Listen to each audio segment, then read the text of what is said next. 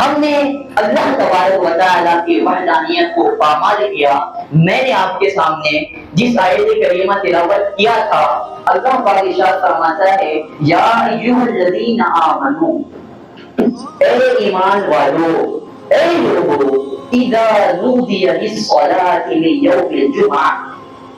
کہ جب جمعہ کے دن مسجد میں اذان ہو، جب تمہیں پکارا جائے تو فاسعوا الی ذکر اللہ، تو اللہ کے ذکر کی طرف دوڑو۔ قرآن کے الفاظ، یہ حدیث نہیں ہے، حدیث میں آپ کے سامنے سنا چکا ہوں، یہ قرآن ہے۔ اللہ پاک کہتا ہے فاسعوا الی ذکر اللہ، اللہ کے ذکر کی طرف دوڑو۔ دوڑنے سے مراد یہ نہیں کہ دوڑ کے آیا، نہیں، بلکہ آپ تیاری کریں، آپ نماز اذان سے پہلے نماز جمعہ کا اہتمام کریں، آپ تیار ہو جائیں، تب ہوگا فاسعوا الی ذکر اللہ، پھر آپ آرام سے اللہ کے حضور نماز پڑھنے کے لیے آئیں گے۔ اور آگے دیکھیں قرآن کے الفاظ ہیں کہ وَذَرُوا الْبَيْعَ، وَذَرُوا الْبَيْعَ، اور خرید و فروخت چھوڑ دو۔ قرآن کے الفاظ خرید و فروخت چھوڑ دو۔ اگر آپ مارکیٹ میں آپ کی دکان کھلے ہیں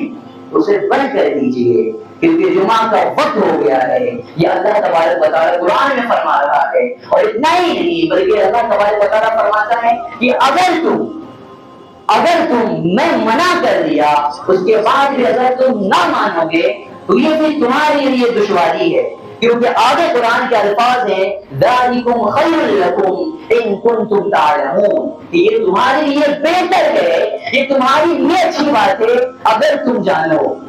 تو ذرا سوچیں آپ کہ اللہ تبارک و تعالیٰ کا حکم ہوا کہ ہم خرید و فروخت چھوڑ دیں، ہم جمعہ کا اہتمام کریں، لیکن اس کے باوجود بھی اگر ہماری دکانیں کھلی ہے، ہم مارکیٹ میں نظر آ رہے ہیں، تو ظاہر سی بات ہے نا کہ ہم نے اللہ تبارک و تعالیٰ کے حکم کو پامال کیا، اللہ تعالیٰ کے ساتھ ہم نے فریب کیا، کیونکہ اللہ کا یہ حکم ہے۔ تو دیکھیں پھر اللہ کیا کہتا ہے، یہ تمہارے لیے بہتر ہے، ذالکم خیر لکم ان کنتم تعلمون، یہ تمہارے لیے بہتر ہے اگر تم جانو۔ اب ظاہر سی بات ہے رزاق تو اللہ تبارک و تعالیٰ ہے، رزق تو اللہ ہی دیتا ہے نا۔ اللہ کیا کہا قرآن میں لا تقنطوا، نا امید نہ ہونا، من رحمت اللہ، اللہ کی رحمت سے، دینے والا نہیں ہوں، تم کون ہوتے ہو کمانے والے ہو، رزق میں دیتا ہوں، میں تیرا رب ہوں، تو میرا بندہ ہے، تم کیسے سوچ لیا کہ تم کماتا ہے، تم کیسے سوچ سکتا ہے، تیری انٹینشن ایسا کیسے ہو سکتی ہے کہ 2 لاکھ کما رہا ہے، 2 لاکھ کما رہا ہے، نہیں، بلکہ رزق میں دیتا ہوں، اگر میں چاہوں تو چند بھر میں تمام چیز میں چھین بھی سکتا ہوں، کہ وہ جب رزق دینے والا رزاق ہے تو وہ قہار بھی ہے، وہ جبار بھی ہے، رازق کے ساتھ ساتھ۔ تو اللہ پاک جب رزق دیتا ہے تو اللہ پاک چھین بھی سکتا ہے۔ تو بندہ یہ نہ سوچے کہ رزق یہ میں نے کمایا ہے، یہ میری محنت ہے، محنت کی بات ہے تو مزدور سے زیادہ محنت کون کرتا ہے،